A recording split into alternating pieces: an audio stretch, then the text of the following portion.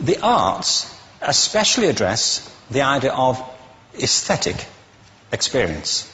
An aesthetic experience is one in which your senses are operating at their peak, when you're present in the current moment, when you're resonating with the excitement of this thing that you're experiencing, when you are fully alive. An anesthetic is when you shut your senses off and deaden yourself to what's happening. And a lot of these drugs are that. We're getting our children through education by anesthetizing them. And I think we should be doing the exact opposite. We shouldn't be putting them asleep. We should be waking them up to what they have inside of themselves. But the model we have is this. I believe we have a system of education that is modeled on the interests of industrialism and in the image of it. I'll give you a couple of examples. Schools are still pretty much organized on factory lines, ringing bells, separate facilities, specialized into separate subjects. We still educate children by batches. We put them through the system by age group. Why do we do that? Why is there this assumption that the most important thing kids have in common is how old they are? It's like the most important thing about them is their date of manufacture. You know what I mean? Well, I know kids who are much better than other kids at the same age in different disciplines, or at different times of the day, or better in smaller groups than in large groups, or sometimes they want to be on their own. If you're interested in the model of learning, you don't start from this production line mentality. It's essentially about conformity, and increasingly it's about that as you look at the growth of standardized testing and standardized curricula. And it's about standardization. I believe we've got to go in the exact opposite direction. That's what I mean about changing the paradigm. There was a great study done recently of divergent thinking. Published a couple of years ago. Divergent thinking isn't the same thing as creativity. I define creativity as the process of having original ideas that have value. Divergent thinking isn't a synonym, but it's an essential capacity for creativity. It's the ability to see lots of possible answers to a question, lots of possible ways of interpreting a question, to think what Edward de Bono would probably call laterally, to think not just in linear or convergent ways, to see multiple answers, not one. So, there are tests for this. One kind of cod example would be, people might be asked to say, how many uses can you think of for a paperclip? One of those routine questions.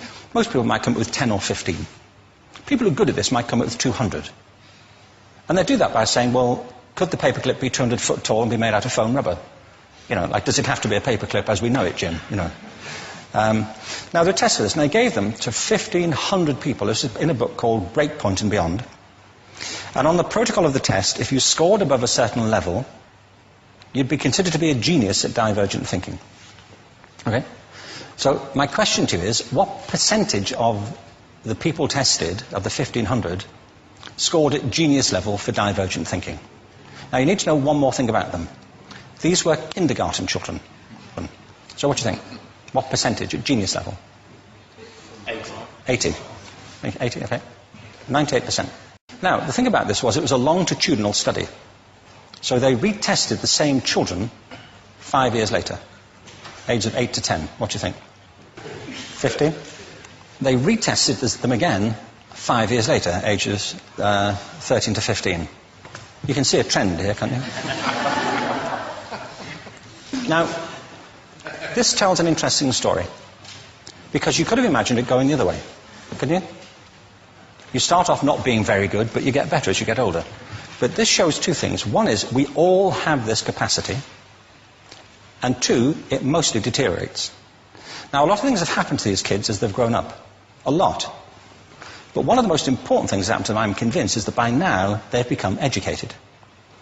They've spent 10 years at school being told there's one answer, it's at the back. And don't look. And don't copy, because that's cheating. Outside schools, that's called collaboration, but inside schools. Now, this isn't because teachers want it this way, it's just because it happens that way. It's because it's in the gene pool of education. We have to think differently about human capacity. We have to get over this old conception of academic, non-academic, abstract, theoretical, vocational, and see it for what it is, a myth. Secondly, we have to recognize that most great learning happens in groups, that collaboration is the stuff of growth. if we atomize people and separate them and judge them separately, we form a kind of disjunction between them and their natural learning environment.